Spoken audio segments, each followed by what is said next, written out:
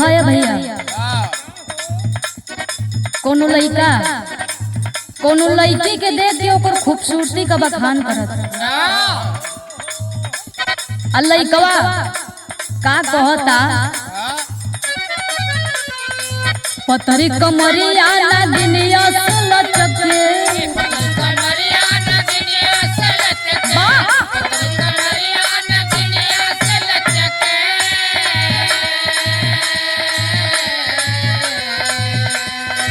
बड़े भगवान बनौले रच रच के, बड़े भगवान बनौले रच रच के, बड़े भगवान बनौले रच रच के।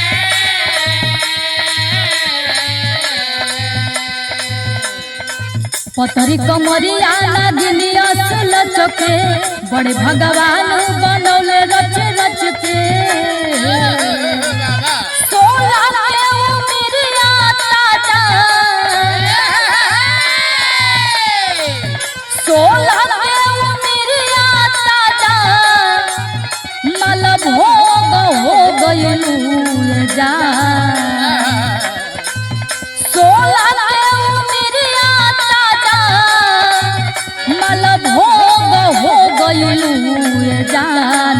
अब तू ओढ़निया ओढ़े जोग हो गइलू ए जान, भगवान जिया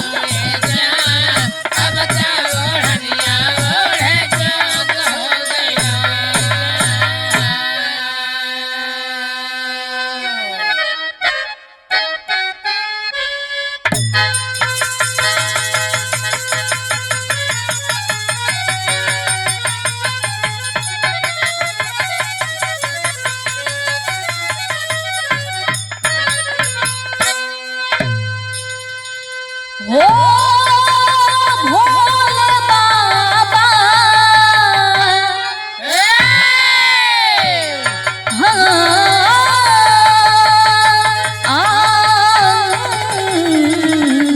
होदा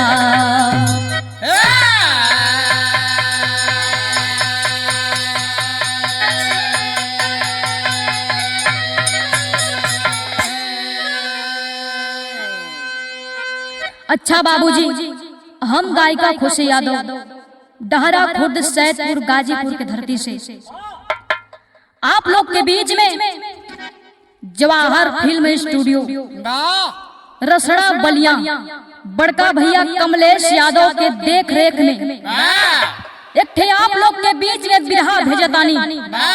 हमके आशा न बल्कि पूर्ण विश्वास बा कि आप लोग के बिरहा जरूर पसंद आई। हमरे कवि जी बिरहा का शीर्षक लिखले बाड़े वीर राकेश की शहादत, लेकिन यहाँ 4 लाइन भूमिका लगी मास्टर।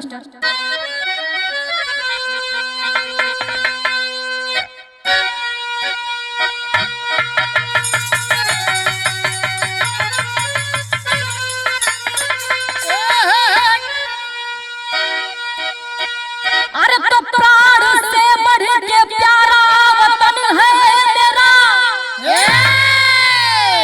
अरे मरना मिटना भी आता सदायान पर, अरे कोई झुका दे मुझे ऐसा होगा नहीं, खींच देंगे लकीर हम चट्टान पर। अरे क्यों चलाते हो धोखे से बम गोली तू, अरे लड़ना है तो लड़ो सामने से तू आकर, अरे मार देंगे तेरा जिस्म फोड़ देंगे तेरी आंखें, अगर देखा तू भारत पे आंखें उठाकर।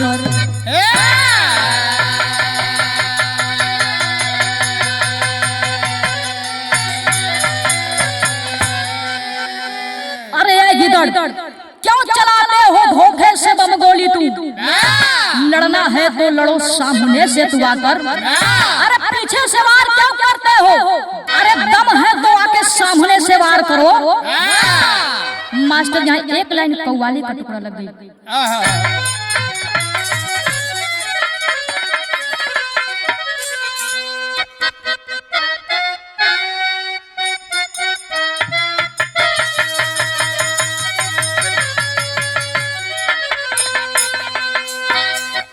अरे लगा दे आग पानी में, अरे कि लगा दे आग पानी में, जवानी उसको कहते हैं। लगा दे आग जियो बहादुर जियो, उसको कहते हैं।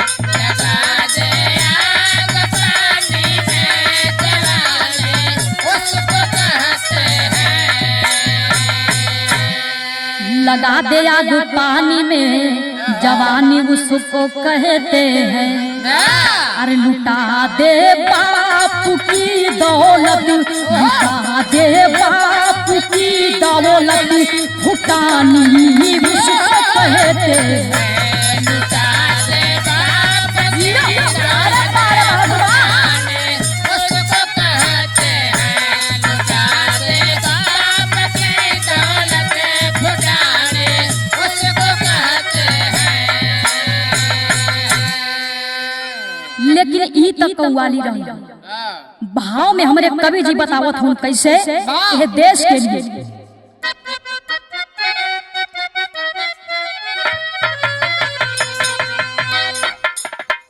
अरे कि तिरंगा शान है मेरा, अरे कि तिरंगा शान है मेरा, झुका दे किसमें पानी है।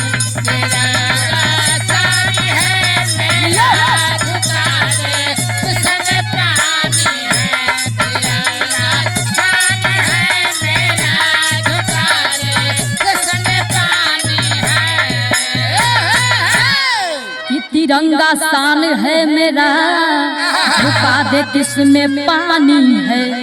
अरे जहाँ होती वीरों की खेती, जहाँ होती वीरों की खेती, वहाँ की धरती शानी है।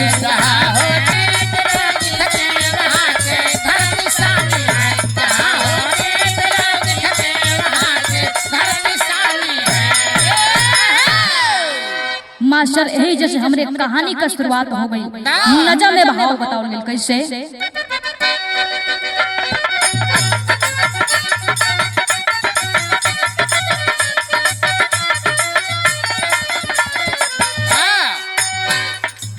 प्रांत यूपी में गड़बड़िया जिला है घाटी में, प्रांत यूपी में गड़बड़िया जिला है घाटी में, शहीद धरती कहीं जाती हिंद की माटी में।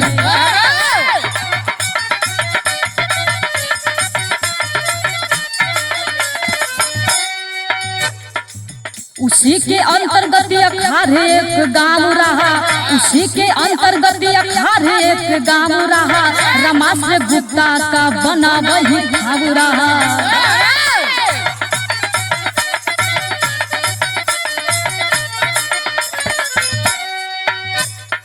रमाश्र स्वर्ग चले बिरहान सारा रूठ गया, रमाश्र स्वर्ग चले बिरहान सारा रूठ गया, रोती है मन की देवी पति का साथ छूट गया।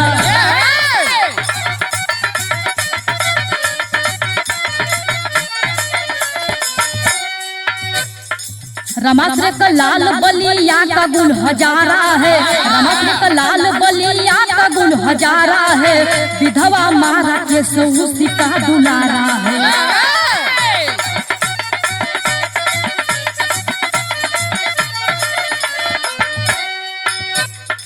रहे गरीबी अइले मामा घर ललनवा हो, रहे गरीबी अइले मामा घर ललनवा हो, कैल रामेश्वर गुप्ता लाल के पलनवा हो।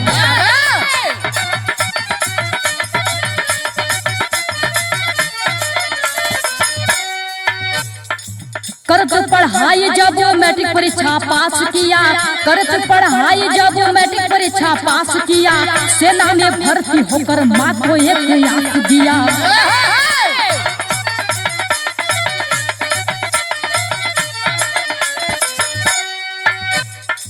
ट्रेनिंग करने जब उधमपुर में जाता है, ट्रेनिंग करने जब उधमपुर में जाता है, घर से शुभ साइड सगुनी की खबर पाता है।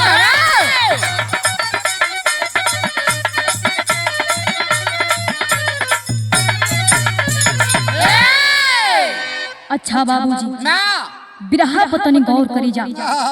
प्रांत यूपी जोने जिला का नाम बतावल गई बलिया, ना उसी के अंतर्गत एक छोटा सा गांव जोने गांव का नाम बतावल गई अखार। ना वही गांव का रहे वाला रमाश्रय गुप्ता पत्नी मन की देवी, उनके एक ठे बेटवा रहलन ए भैया, जोने बेटवा का नाम बतावल गई राकेश।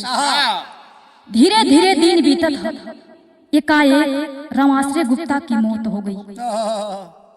बाहर जमाना दिखाए भैया, मौत तो कोनो गारंटी ना है कि चलत फिरत इंसान के का हो जाए, कोनो गारंटी ना है।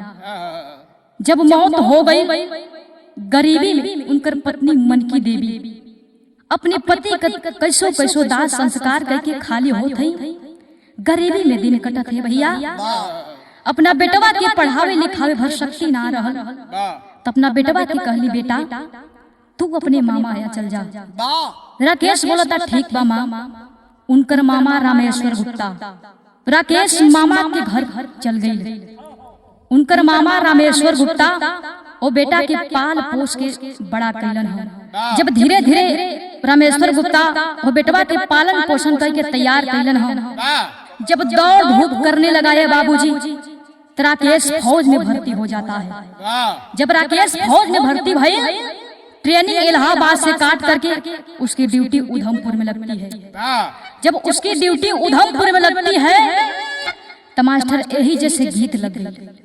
मास्टर वह गीत बजैया जवन आजकल बिरहा जगत में ऐसा सम्राट से लेके अनसम्राट तक ऐसा केहू कलाकार बाकी ना हुई जे ए गीत के ना गौले हुई।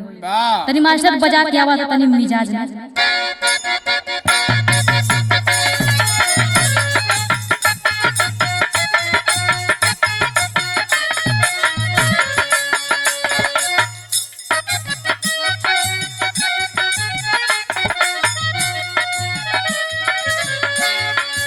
देखा है मास्टर, कोनो दुल्ही को नवे नवे शादी भई है, अपने नैहर से ससुराल आई है।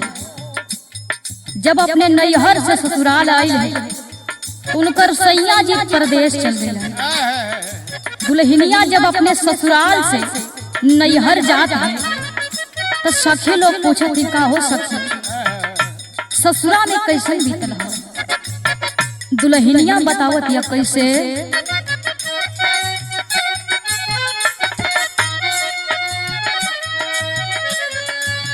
बड़ी याद आवे पिया का प्यार कोइल, बड़ी याद आवे पिया का प्यार कोइल, बड़ी याद आवे पिया का प्यार कोइल। रतिया रतिया पहाड़ दिन भइल, रतिया रतिया पहाड़ दिन भइल, रतिया रतिया पहाड़ दिन भइल।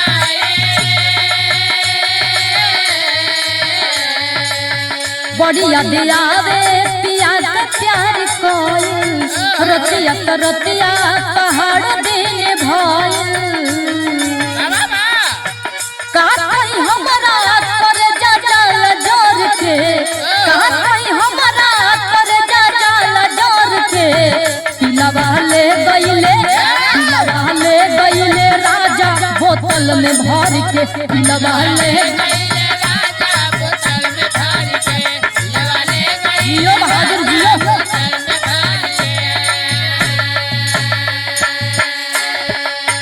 हे बाबूजी, जब राकेश फौज में भर्ती हो गए, तो तिलकहरू द्वारे आने लगते हैं। लेकिन भाव में बड़ा ही सुंदर लाइन लिखल बा, कैसे,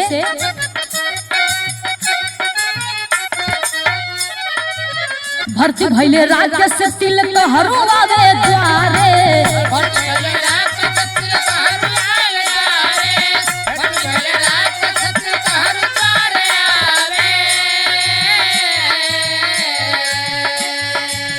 मामा अपने भय में कसे हरा तबारे, मामा अपने भय में कसे हरा सवारे, मामा अपने भय में कसे हरा सवारे।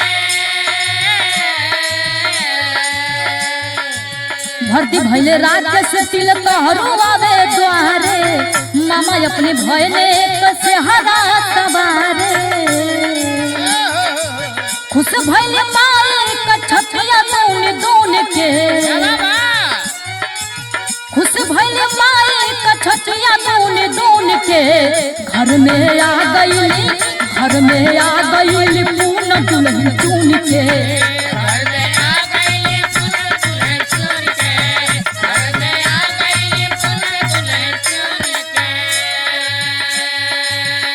ये बाबूजी जब राकेश फौज में भर्ती हो गई तो माई कभी खुश हो गई कि आज हमारा बेटा फौज में भर्ती हो गई। लेकिन अंतरा की लाइन भैल का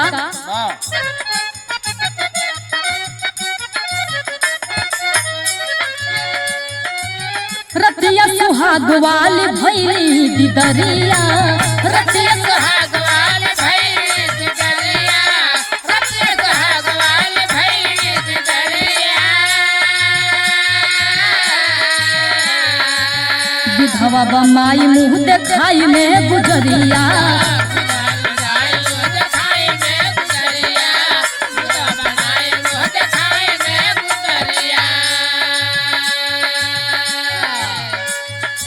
पहली रात है भैया पति पत्नी का मिलन है। जब राकेश अपने पत्नी का घूंघटा उठाने जाता है तो अपने पत्नी से कहता है कि पूनम तहरा के मुंह दिखाई में तो कुछ नहीं के देता नहीं लेकिन एक तो के विधवा मतारी देते एकर सेवा बर्दाश्त करिया एकरा के कोनो कष्ट मत करिया।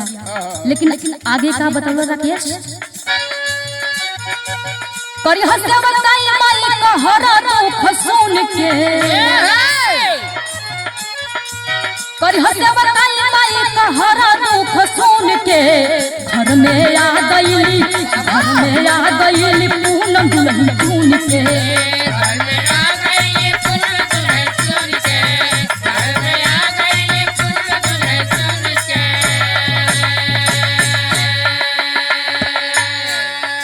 ये बाबूजी धीरे धीरे रात बीतल है। जब धीरे धीरे रात बीतल है तब भोरवे में एक घटना घट गई का भोरवे में आइल उनके यूनिट से खबरिया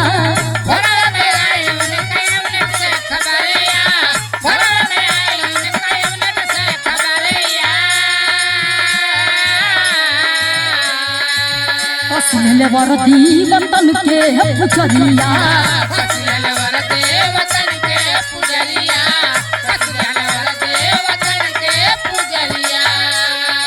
धई के कलाई पूनम पूछे गुन गुन के धई के कलाई पूनम पूछे गुन गुन के घर में आ गई पूनम दुल्हन चुन के जियो बहादुर जियो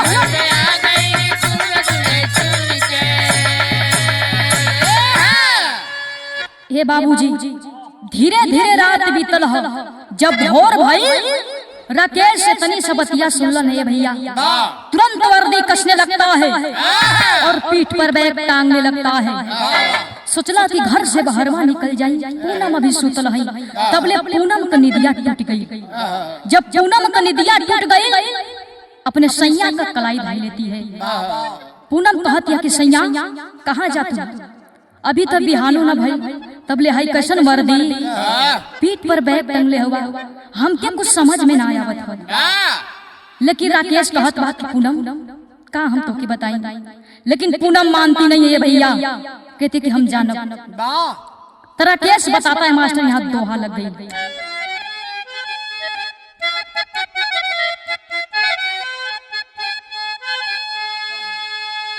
कि पूनम से बोला है फौजी अरे सूबेदार सतपाल की बात तीन आतंकी मोहर के जंगल में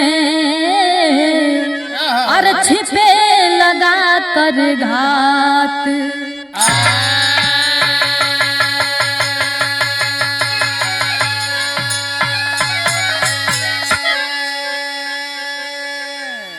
ये बाबूजी राकेश बतावा था अपनी पत्नी से कि पूनम हमरे ड्यूटी से फोन आयल रहल। सतपाल सिंह फोन कइले रहलन कि राकेश तुम जल्द से जल्द इस अपने ड्यूटी पर आ जाओ। यहाँ पर 3 आतंकी माहौर के जंगल में घुस चुके हैं। तब भैल का मास्टर यहाँ गीत बदल गए।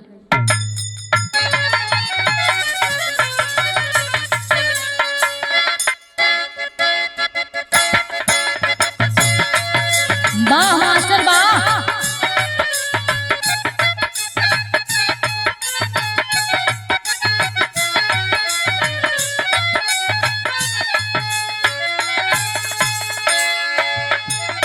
कोनो दुल्ही को नवे नवे शादी भइल बा भैया, ओकर सैया परदेश चल रहा। दुल्हनिया परेशान बिया।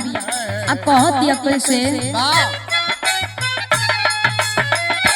गवना करा के गइला,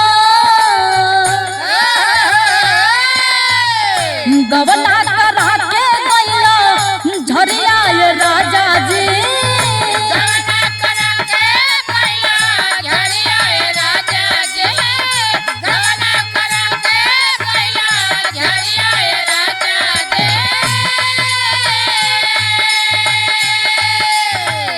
गवना करा के गइला झरिया ये राजा जी। उठता जवानी में, उठता जवानी में लहरिया ये राजा जी। उठता जवानी में लहरिया ये राजा जी। उठता जवानी में लहरिया ये राजा जी। उठता जवानी में। लेकिन ये भैया ये तो गीत रहल है। भाव में पूनम करती क्या है?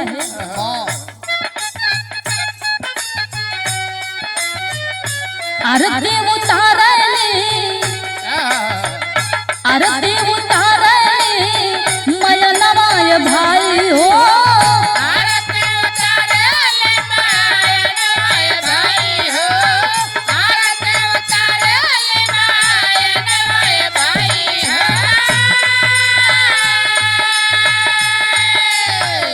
आरती उतारली मयनवाय भाई हो। चलल बा फौज की ओर, चलल बा फौज की ओर। अरे जवानवाय भाई हो चलल बा फौज।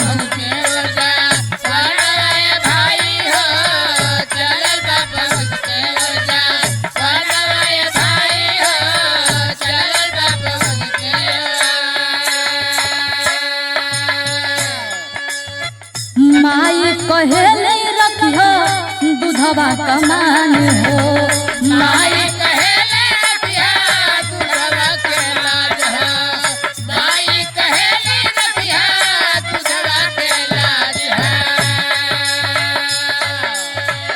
कहली गुजरिया तोहके सेनुरा कयान हो। कहली गुजरिया तोहके सेनुरा कयान हो। कहले गुजरिया तोहके सेनुरा कयान हो।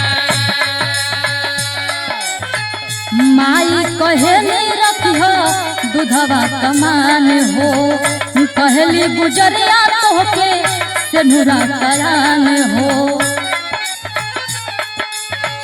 आइले उधमपुर में, आइले उधमपुर में रतनवाय भाई हो। आइले उधमपुर में रतनवाय भाई हो। आइले उधमपुर में रतनवाय भाई हो। आइले उधमपुर में रतनवाय भाई हो। साज गई टोली छिड़ी है, साज गई टोली छिड़ी है। अरे रनवाय भाई हो साज गई। रतनवाय भाई हो। साबाद वाह। रतनवाय भाई हो।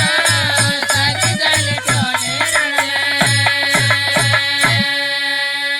ए बाबूजी माई कहली राकेश से, ये बेटा ये दूध का मान रखिया, ये गुजरिया का सेनूर का ध्यान रखिया। राकेश उधमपुर में चला जाता है बाबूजी। जब राकेश उधमपुर में चला जाता है तो मास्टर यहाँ गीत लग गई। कैसे?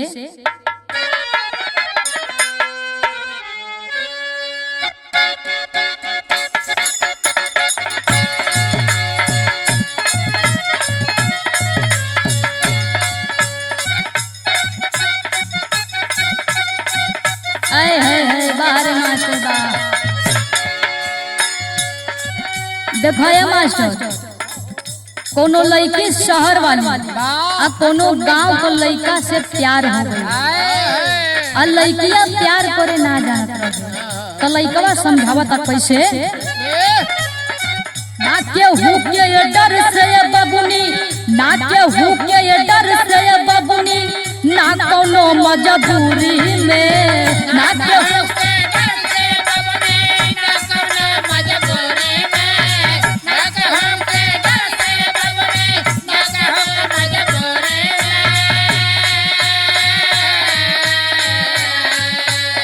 ना के हु के ये डर से ये बबुनी, ना कोनो मजबूरी में, ये बबुनी हम कही देत बानी प्यार करब भोजपुरी में, बबुनी हम कह देत बानी प्यार करब भोजपुरी में, बबुनी हम कह देत बानी प्यार करब भोजपुरी में।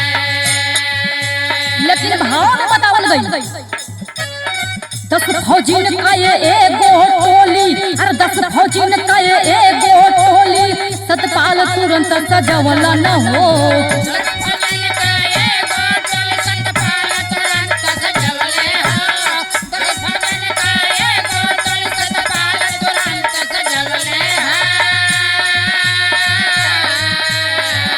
फौजिन का ये एगो टोली, 10 फौजिन का ये एगो टोली, सतपाल तुरंत सजवल न हो। आई के मोहर के जंगल में, आई के मोहर के जंगल में, अरे पीरवा गदर मचवल न हो।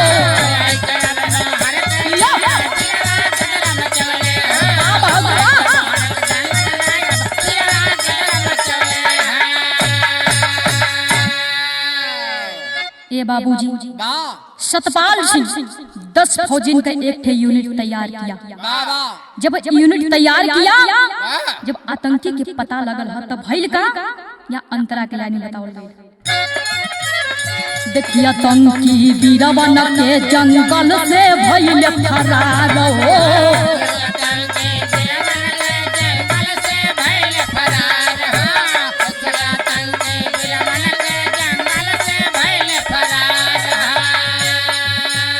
मोहली गाँव के एक घरवा में घुस गईले बदकार हो।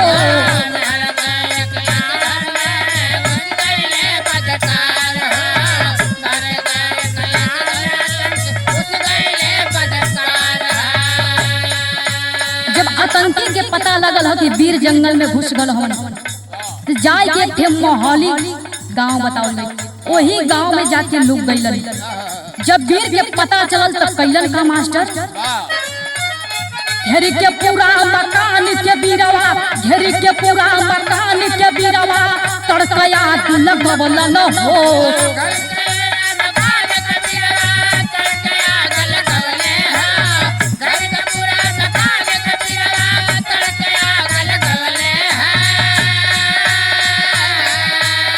घेरी के पूरा मकान के बीरवा, घेरी के पूरा मकान के बीरवा, तड़कया लगवल न हो। भाई भाई जब बहरे लागल पीरवा गदर नचवल न हो।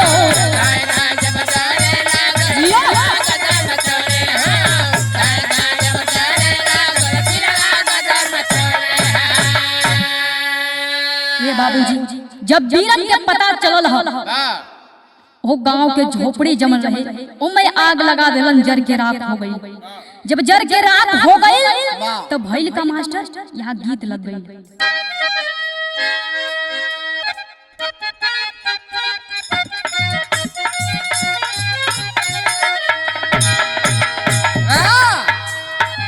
देखा कोनो लड़का कोनो लड़की के देख बखान करता का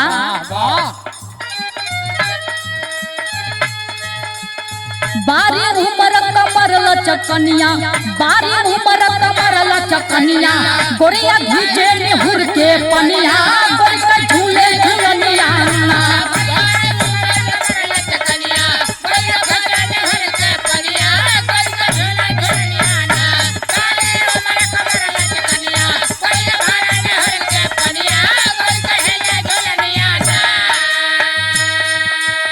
लेकिन भाव में बताओ नहीं।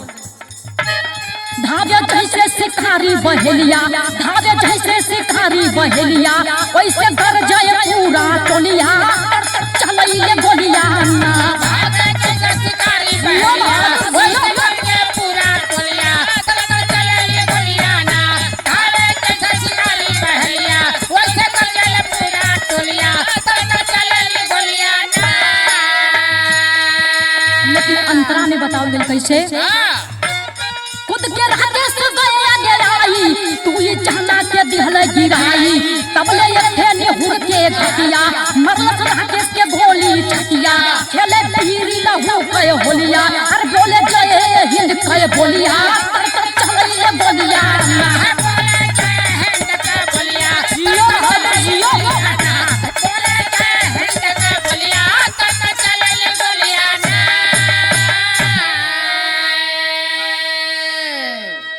अच्छा बाबूजी, जब राकेश खुद के आगे आता है, दो आतंकी के मार के नीचे गिरा देहलस, लेकिन वही में से एक थे आतंकी भैया निहुर के गोली चला देहलस, राकेश के छाती में जाके लग गई। जब राकेश के छाती में जाके लग गई तो मास्टर बहिल का यहाँ टेरी लग गई।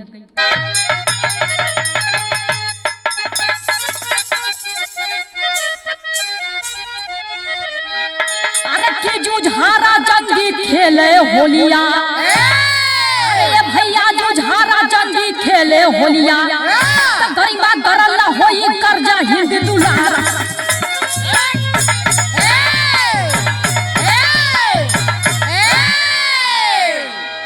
अरे मार कर 3 आतंकी को धरती पर गिरा है वीर जवान, खून से लथपथ राकेश को हॉस्पिटल लेकर चले श्रीमान। अरे बीच राह में राकेश बोला माँ के जब आई है याद, अरे रुक जा साहब अंत समय में सुन ला एक थे मोर फरियाद। ए बाबूजी, जब राकेश के गोली लगल सतपाल सिंह उनके हॉस्पिटल लेके जात हवन, लेकिन आधी रास्ता पहुंचल ने बाबूजी, राकेश कहत ए साहब अब हमार जान ना बची, लेकिन ये साहब हम ये देश दुनिया के छोड़ के जाता नहीं। लेकिन सतपाल सिंह कहलन कि फौजी जवान कभी रोता नहीं, अरे फौजी जवान कभी मरने से डरता नहीं। लेकिन राकेश कहता साहब हमके मरले के गम ना साहब, लेकिन एक बात सुनला साहब, मास्टर यहाँ विदेशिया लग गई।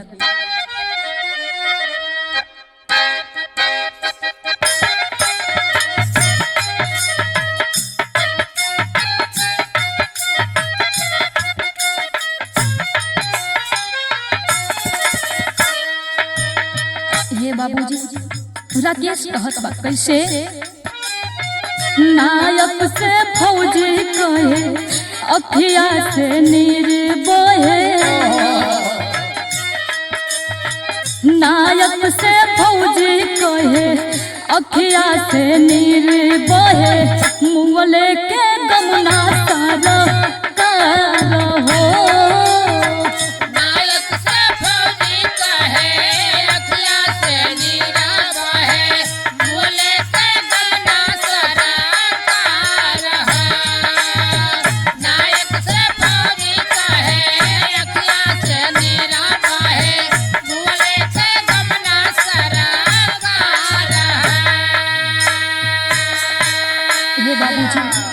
राकेश कहता साहब हमके मूले का गम ना है साहब, अगर अगला जन्म में फौजी जन्म पाई तो यह देश के खातिर कुर्बान हो जाए। लेकिन ये साहब इतना ना और सुना, एक ही का सकबा हमरे दिलवा में साहब सुना, एक ही का बा हमरे दिलवा में साहब सुना विधवा मातारी मारहो कहीं का सकबा हमरे दिलवा में साहब सुना विधवा मातारी मारहा कहीं का सकबा हमरे दिलवा में साहब सुना विधवा मातारी मारहा। लेकिन ये साहब इतना ना और सुना 4 दिन का आयल बही हमरे दुलहिया बा 4 दिन का आयल बही हमरे दुलहिया बा जो ही हमरे रहिया निहार हो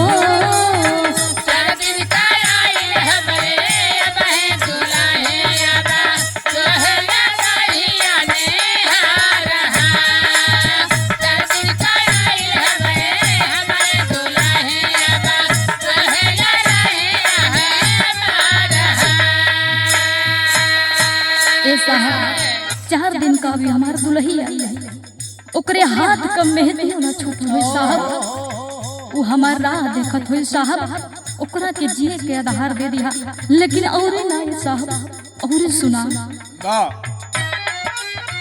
इतने यार जिया बा माई का ख्याल करी हा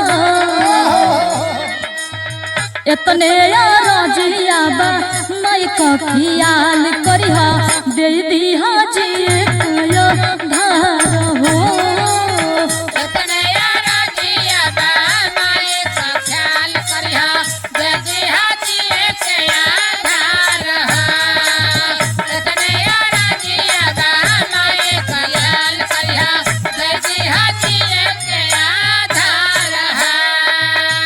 लेकिन भैया इतना नहीं भइल का इतना कहो तो ललक बंद भइली बोलिया हो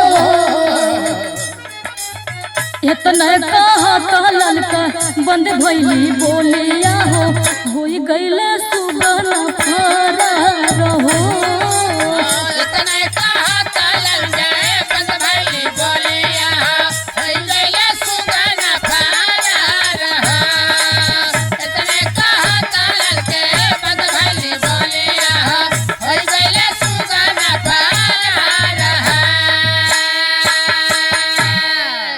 हे बाबूजी इतना कह राकेश इस दुनिया को छोड़ के चला गया जब इस दुनिया को छोड़ के चला गया सतपाल सिंह घरे फोन लगावत हो फोनवा के उठावत भैया यहाँ पहपट लग गई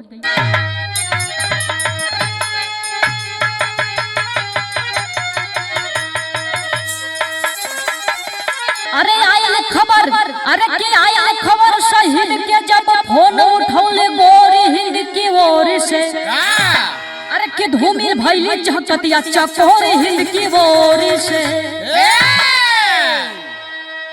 ये बाबूजी जब सतपाल सिंह फोन लगावत हो जब बतिया सुनने से पूनम तब भइल का अंतरा के लाइन मास्टर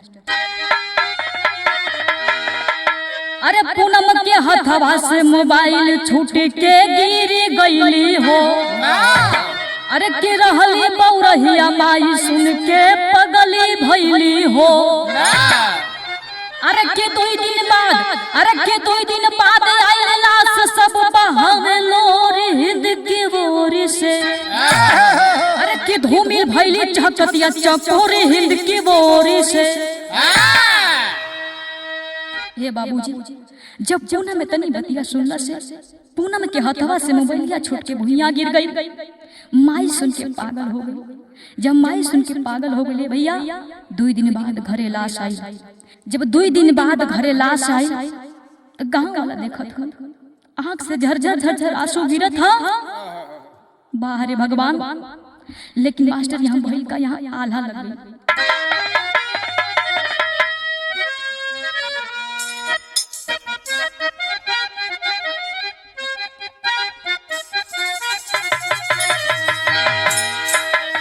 अरे माई तमाई होली अरे यही दुनिया में ये भैया जवन हो कहाली जग में माता सीधार बंद ताबूत जब देखल दुआरा पर भैया गिर गई धरती पथाई के पछार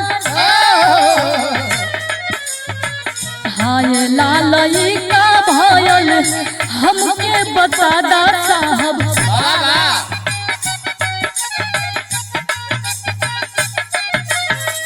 कहाँ बारा केस बोला तुवारा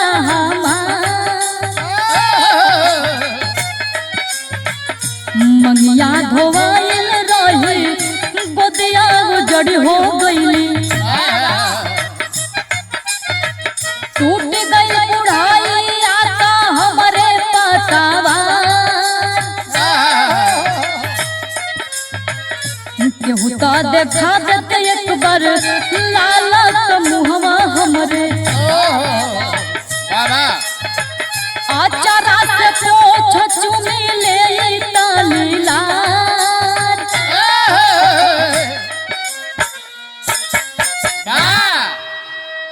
हे बाबूजी जब बंद ताबूत दुआर पर आइल ह माई देख के पागल हो गई गांव वाला देख के एकदम अवाक हो गईलन आँख से झरझर झरझर आंसू गिरत है भैया माई कहती साहब ई कहाँ भइल साहब हमार तो मांग धोइए गई लेकिन हमार गोदी भी उजड़ गई ए साहब हमरे लाल केहू चेहरवा दिखा दे साहब अपनी अचरा से पूछ लेती ओकर लीलार तो इतना में के आल मास्टर यहाँ सदर लग गई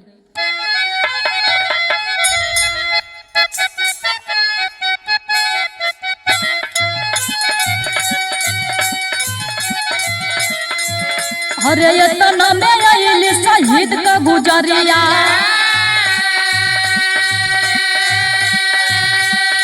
गिर के लसिया पपिटल कपा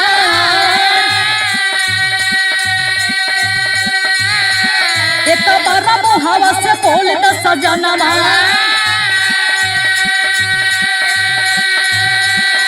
कया जवन हमारा से कौल करा मेरा खेले पूनम अपने पिया का चेहरा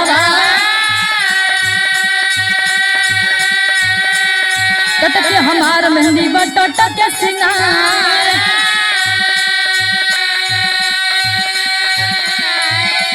दिहले 25 लाख का चेक जब जवानावा दिहले 25 लाख का चेक जब जवानावा टूट गइल पूनम के दिल पपहार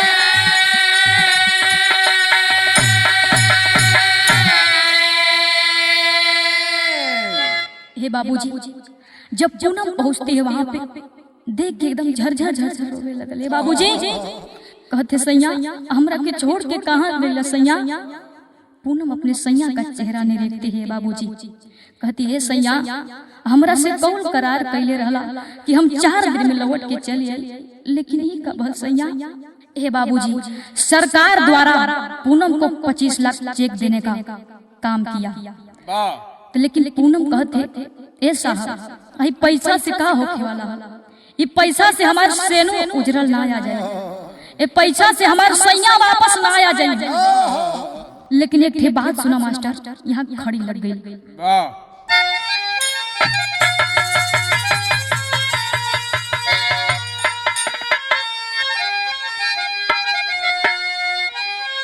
अरे के लूट गइल मालिक अरे के लूट गइल मालिक कैसे करवा के सहरवा होई अरे त साहब बोला कैसे रुपया से गुजरवा होई साहब बोला कैसे रुपया से गुजरवा होई साहब बोला कैसे गुजरवा होई गुजरवा होई गुजरवा होई साहब बोला कैसे रुपया से साहब बोला कैसे रुपया से गुजरवा होई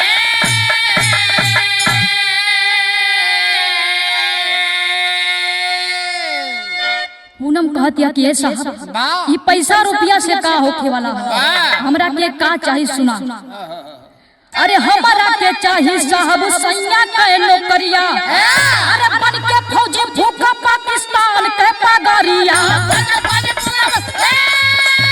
जियो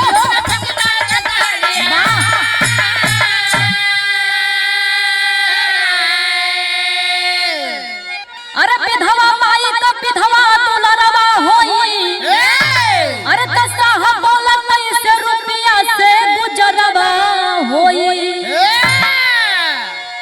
ये साहब हमरा के नौकरी चाहिए, हमरा के पैसा ना चाहिए। जे हमरे सैया के मरले ओकर बदला चुकाई। और लेकिन ये साहब एक थे हमार बुढ़िया मतारी, एकरा के हमार सैया कहले कि एकरा के ध्यान रखिया, एकरा के कोनो कष्ट मत होखे दिया। लेकिन अंतरा के लाइन में भइल का, अरे किए फरमान जारी पूनम नौकरी जहिए पाई, अरे कि दे के सलामी होके फौजी का विदाई।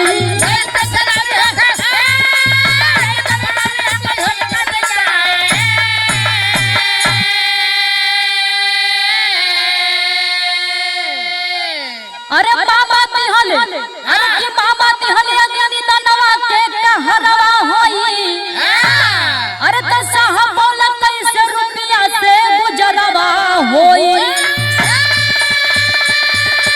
जियो मास्टर जियो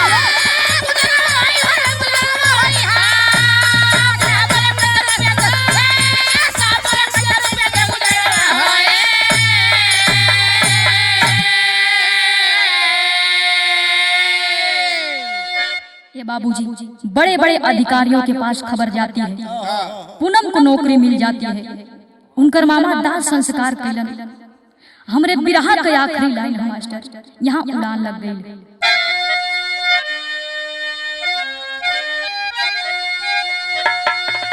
कि जय जखार गुरु लौटन जदू पर सिद्धन स्वर्ग के बासी।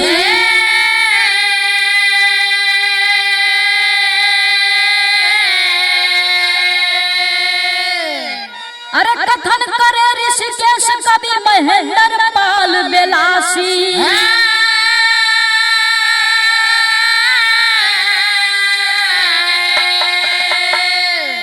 अरे तो जुझारा जंगी खेले होलिया, अरे ये भैया जुझारा जंगी खेले होलिया। खुशी ऋषिकेश ने दाव से सबको मारा, जुझारा जंगी खेले होलिया।